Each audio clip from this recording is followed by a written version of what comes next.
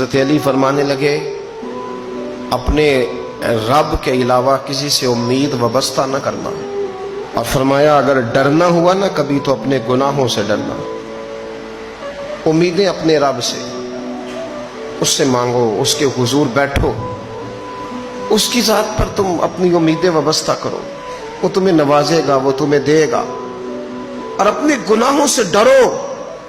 हजरत अली फरमाया करते थे, तुझे जो चीज तबाह करेगी वो तेरे गुनाह है।